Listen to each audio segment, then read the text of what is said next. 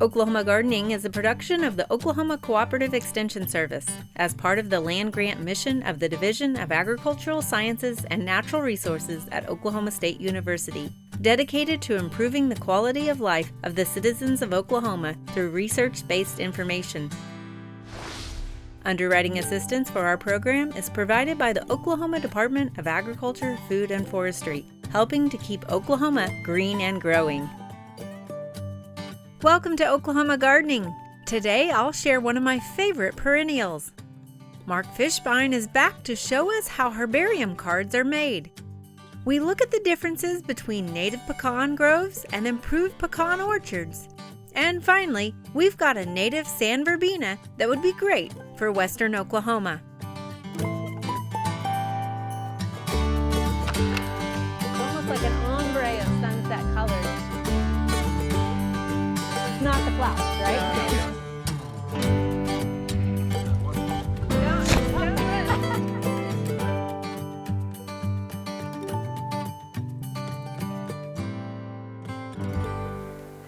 With my current lifestyle as a mother of 2 young kids, I always am appreciating perennials that are very low maintenance. And I want to mention one that I discovered several years ago that's still one of my favorites. And that is this plant here in front of me, called Verbena bonariensis, also known as verbena on a stick. And you can see how it gets its name because it has these purple tubular clusters of flowers that are on these long pedicels or sticks in essence.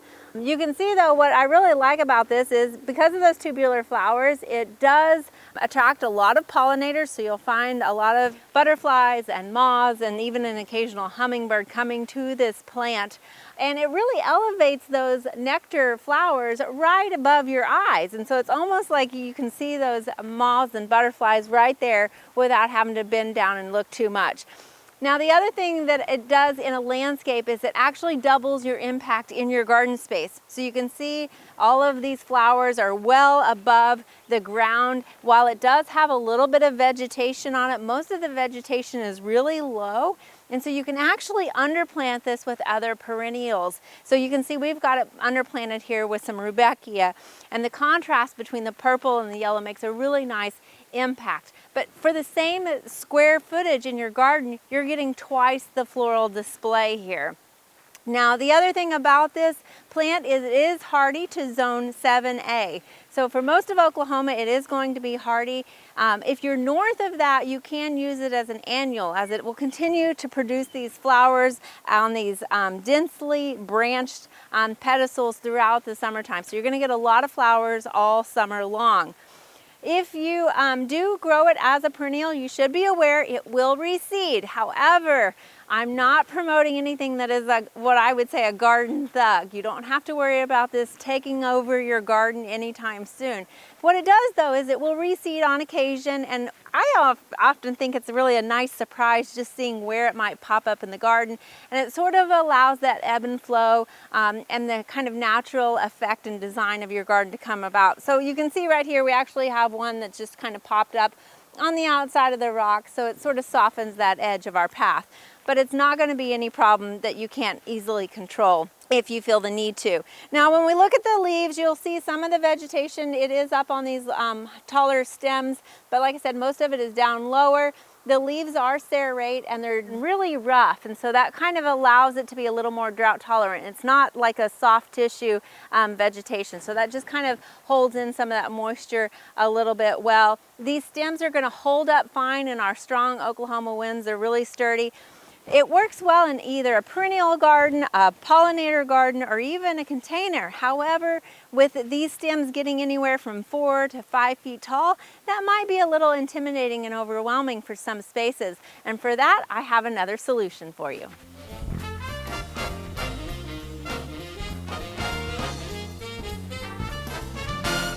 So here you can see we have another Verbena bonariensis, and this actually was the 2022 All-America selection, one of their winners for the ornamental category on the national level.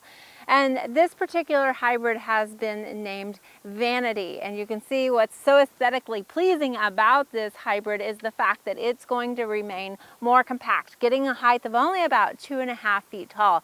But yet it still offers all of the same great features of the traditional verbena on a stick, as it lifts those flowers high above that canopy, kind of giving it that area effect and allowing you to still layer it in the garden. So if you're looking for an easy, low maintenance perennial, try Verbena bonariensis or verbena on a stick.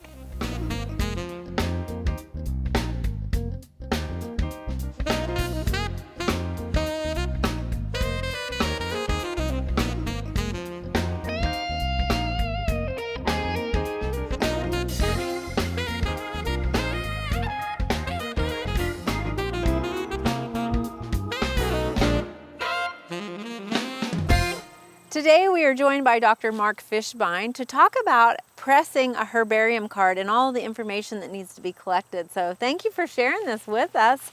Tell us what the first step is. Well, glad to tell you about it. So we collect herbarium specimens in order to document what species occur where, and when they are collected, when they're flowering, when they're fruiting, etc. And to preserve material that can be studied by researchers at any time in the future. So when doing so, we want to collect as much information as we can to make them maximally valuable. Okay. And that means knowing exactly where you were and when you collected it, and to write down things like the color of the flowers, which won't preserve very well over time. They may fade. The height of the plant. And so I might jot down for this indigo plant that we just collected, its flower color being pink, and that it is a shrub, and maybe a few other things like that. Okay, so when you're collecting, can you collect from the wild? We didn't collect this from the wild, we just got it from our container over there. Yeah, more often than not, it's wild plants that we're interested in, because we might be interested in how species are responding to climate change or morphology changes from place to place. And now this indigo is a big plant. You just took a small portion of that, so that would be something you would write in your information. Exactly. Okay. Yeah, this specimen here is not telling the whole story, so I try to fill that out a little bit with my notes. Okay, all right. So obviously a 3D, four-dimensional, three-dimensional plant here. How do we press that so that it's flat? Because yes, ultimately the herbarium specimen is going to be two-dimensional, and so I just need to write down one thing on this sheet, which is going to be a collection number from my field notebook. Okay. And then when I come back to this later, I can connect my notes with my specimen. Okay, so we just got regular notes paper there that you're pressing it in. Yeah, so this plant press is made up of newsprint and blotter paper to soak up water and corrugated cardboard to allow ventilation and airflow. So fancy materials you need here. Yeah, it's amazing. This technology that's hundreds of years old is just as good today as it was when it was first developed. Right. So here, what am I going to do with this? I'm going to turn some leaves over, because when this is two-dimensional, I want to be able to study the top and the bottom of the leaf after this is glued down on a sheet of herbarium paper. I'm going to fold these flowers down into a place where I can see them later. And then I'll just fold that over, make sure everybody stays inside. And this, as we'll see later, is going to turn into a beautiful herbarium specimen. Okay. So it's really about just pressing those, trying to hold them as structuredly as possible down. Yeah, arranging it, because not only do we want to get the most information out of them, I think of a herbarium specimen as not only a piece of scientific information, but also kind of an artistic expression too. And a beautiful herbarium specimen is something that anybody could appreciate. Yeah. And now this obviously isn't the end of the process, so we'll capture more of the process, but tell us what's going to happen and how long will we need to let this dry for? Yeah.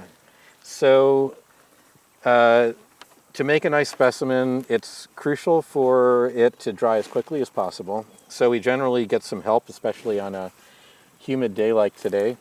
So we have equipment in the herbarium, a heated dryer that has a good airflow in it, and this could be dry in 2 or 3 days. Okay. Yeah. So is this something that, you know, if I was a gardener at home and I kind of wanted to make a collection of what's in my garden that they could do? And do they need an official plant press like this, or what could they do? No, you can be very inventive about this, and anybody can make a herbarium specimen. So it's just a matter of having airflow and something to squish the plant flat. Okay. So you can use your imagination about how to do that. I have, in a pinch, used stacks of heavy books on top of just newspaper with some cardboard that I had in the house, and that was good enough, especially when I lived in Arizona where it was nice and dry. Okay. Yeah. So other than that, is there any preserving technique that's, you know, nothing that's painted on them or No. sprayed on them to preserve them? Yeah, it's amazing. Once the plant's dry, it can stay in good condition and provide information for literally hundreds of years. We can study herbarium specimens that were collected in the 1500s and still learn things about those plants. Wow, that's exciting. What is the oldest one that you've got there So in at our the herbarium? OSU Herbarium, we have a specimen from 1843 that was collected in Oklahoma when it was, even before it was Oklahoma Territory, Wow. so much less a state. Okay. Well, if the trees could talk, as they say, right? Right. Well, thank you so much for sharing this, and we'll catch back up as this dries. That sounds great, Casey. Thank you.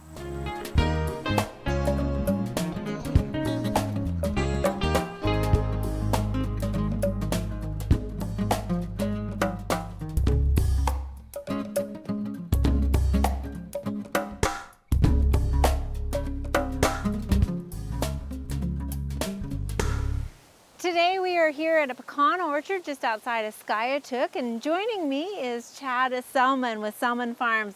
Chad, a lot of people might think that a pecan orchard is a pecan orchard, but you, who are an expert, know there's differences. Tell us a little bit about the two different types of orchards we have behind us here. Yeah, so we have an orchard and a grove, and a orchard is in rows, Okay. and a grove is sporadic. Okay. We're all pecans, right? It's Yeah, all pecans. they're all pecans. Now, the ones in rows are going to be primarily Pawnees, which is an improved variety. Okay.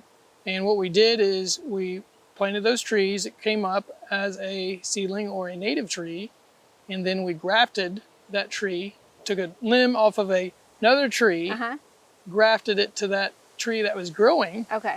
and then made it a cultivar. So they have native rootstock, so they do well in the soil here and are adjusted, but yet Yes. they have an improved variety on top, yeah, growing on on the top of the tree. Okay. But then the grove behind you, tell me a little bit about what Yeah. that is. So it's a 90% native trees. Okay. So all the way.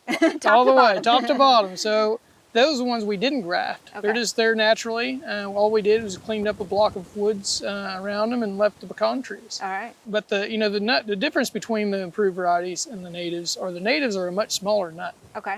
and the improved varieties are much larger. So primarily what you're always seeing are improved varieties at the stores and Especially when you're wanting those big kernels, right? Yes, exactly. So is one better than the other, or what's the differences, I guess? Is there a flavor difference? Yeah, there's always a great debate between Yeah. pecan growers which one is better than the other. But in reality, the one with a higher oil content has a higher flavor value to Okay. it.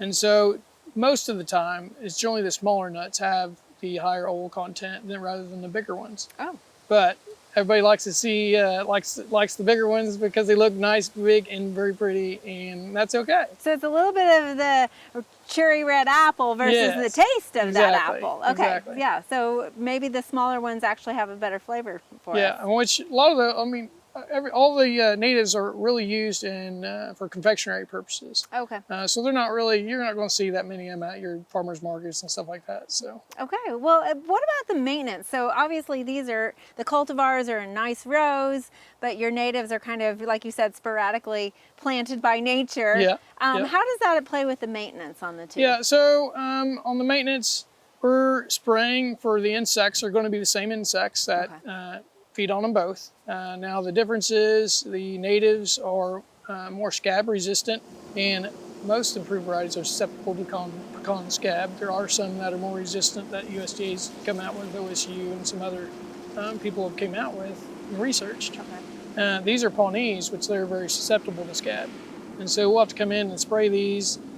During the summer, we'll spray them about every 2 weeks, starting after bud break, and finish all the way into August. All right, so that kind of plays with your costs of production, Yes, and yes. also if somebody's looking for something that maybe has had less input on it, they might look for a native pecan. Yeah, a native pecan, or there's some, like I said, there's other resistant varieties out there that people are planting now rather than the Pawnee. A lot of guys are planting like one around here, and in Oklahoma is very popular as a Kansas. Okay. And that's really growing. It's a great nut. It has a great flavor profile.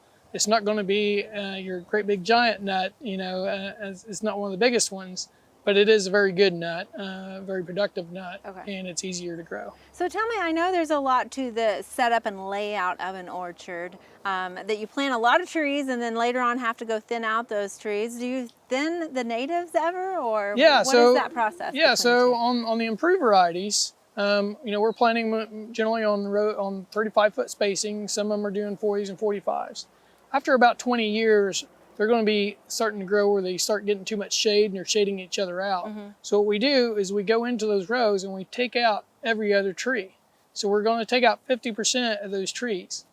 And you're really not going to see much of a production difference between one year and that next year, because that sunlight is hitting those other trees so much, and those other trees are going to produce that much more. Okay. Because if you didn't, your production will decline. And once you take them out, your production goes up. You're on the same trees. Right. Same way with the natives. Okay. That works both ways. So a good rule of thumb is if you can't grow Bermuda in your pecan grove, it's too tight. Okay.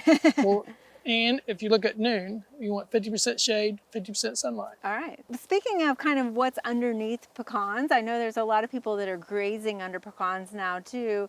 Tell us a little bit, can you graze with cattle under both native and improved as well? Is there any... So you can. There are guys that do both, and some guys that really just graze natives and not improved. But because the improved varieties, we're taking care of them, have a lot more inputs on them, so we want them to produce their fullest potential. Mm-hmm.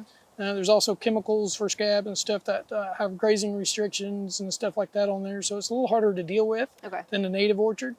Also, I would suggest maybe pulling them out before you harvest, especially on improved varieties, because the cattle are going to stomp them in the ground and they might eat a handful of them too. Yeah, everybody loves the pecans. Right? And the value per pound is more on an improved variety as well than the native. Oh, okay. And so that's one of the primary reasons for doing so. Okay, well, and if you don't know which way to go, you just go with both, right? Yeah, that's right. Excellent. Thank you so much, Chad, for sharing both of these, both the orchard and the grove with us. Thank you.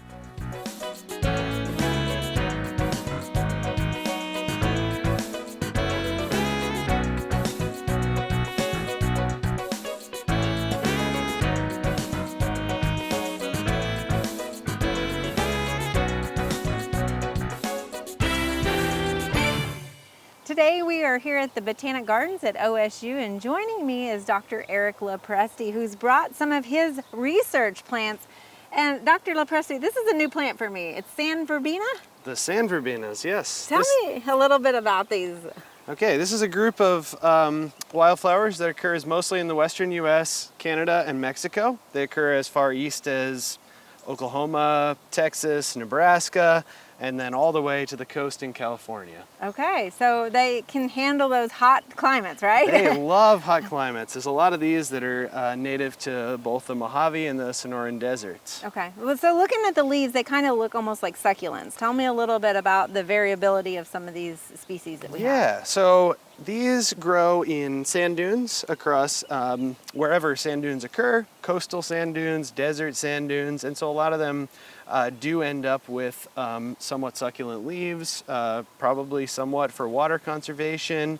A lot of them end up with a kind of low growing habit where they creep across the sand dunes, and if we let these grow naturally, they'd spread really far out, whereas there are a few that grow kind of more erect and more bushy.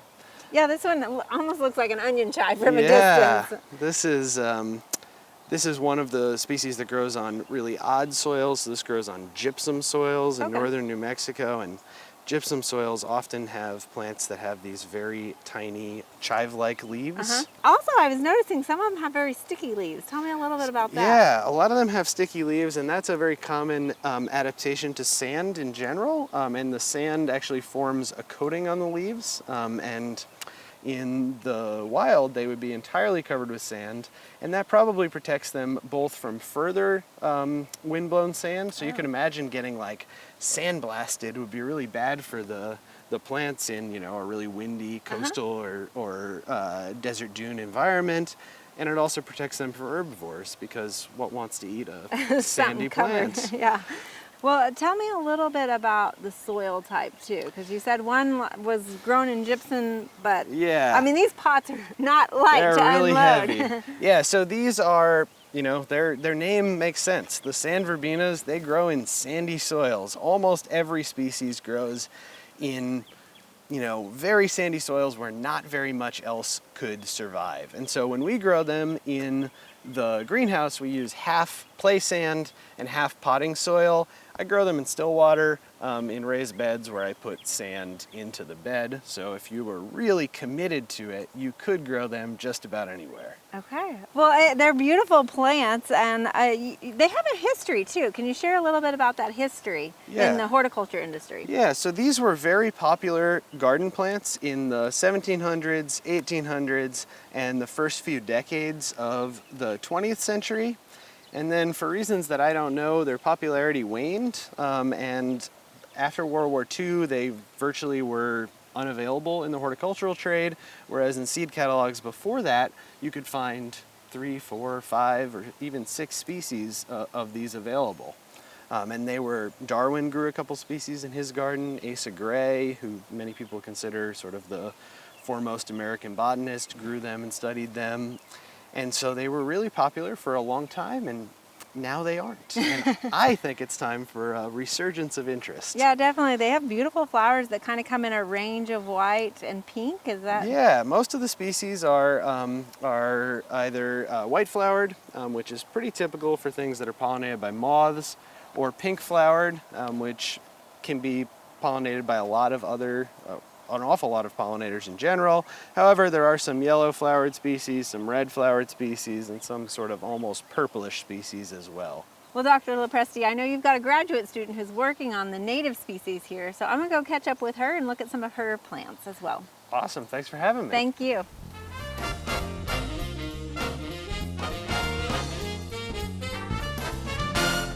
Hey, Sierra. Hi. How are you? Great. Thanks for bringing these plants here. They're beautiful. Of course, they are, aren't they? So this is what you're studying, primarily Western Oklahoma. Kind of what's the range of, what is the species too? Tell me that first. Yeah, Abrania fragrans is really widespread, so it occurs from most northern Mexico all the way up to Canada even.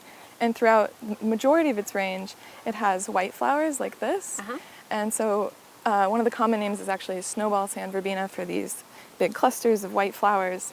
But what I'm studying is this population in western Oklahoma and northwest Texas that has pink flowers. Okay.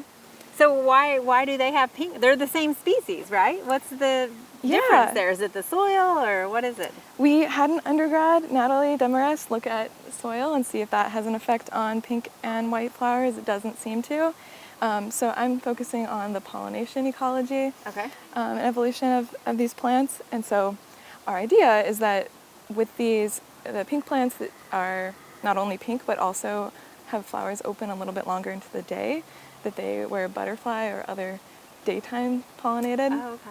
And we seem to be seeing that already. Okay, so the white ones attract those night pollinators maybe, the moths and stuff. Yeah. Okay, and they're related to the 4 o'clocks that we know in the garden? Yes. And so they'll open and close at different times, is that? They're the same family, and so 4 o'clocks are aptly named for the flowers that open in the evening around 4 o'clock and are closed through most of the day. Right. So as you can see with these white flowers, they're all closed right now. They're not open at all for daytime pollination. But looking at a lot of these pink flowers, they are still open, and so they're receptive to daytime pollinators. Well, I know western Oklahoma can kind of be tricky with some plants, but this one looks beautiful. Maybe something that a homeowner might add to their landscape if they have that right soil. Yeah, they love sandy soil, so if you add them to a raised bed with sandy soil, or if you just have sandy soil where you're living in western Oklahoma, you'd be set. Perfect. Thank you so much for sharing this, Sierra. Absolutely.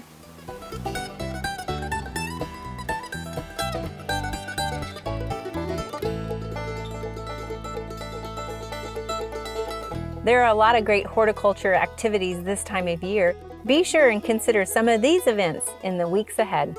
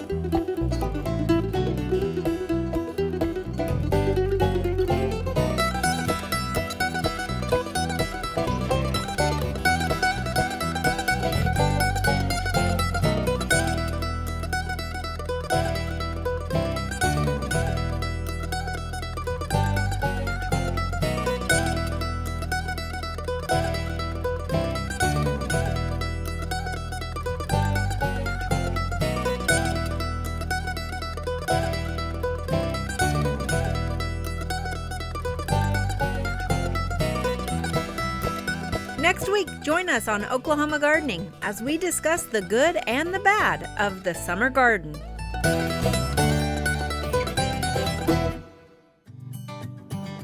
But in all of our collection, I always was like, well, that's not going to fit on that card. Well, yeah, I really do think it could happen. To find out more information about show topics as well as recipes, videos, articles, fact sheets, and other resources, including a directory of local extension offices, be sure to visit our website at oklahomagardening.okstate.edu. Join in on Facebook, Twitter, and Instagram. You can find this entire show and other recent shows as well as individual segments on our Oklahoma Gardening YouTube channel. Tune in to our OK Gardening Classics YouTube channel to watch segments from previous hosts. Oklahoma Gardening is produced by the Oklahoma Cooperative Extension Service as part of the Division of Agricultural Sciences and Natural Resources at Oklahoma State University.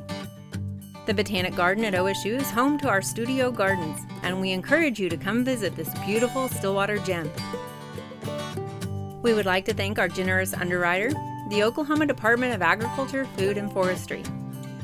Additional support is also provided by Pond Pro Shop, Greenleaf Nursery and the Garden Debut Plants, the Tulsa Garden Center at Woodward Park, the Oklahoma Horticultural Society, Smart Pot, and the Tulsa Garden Club.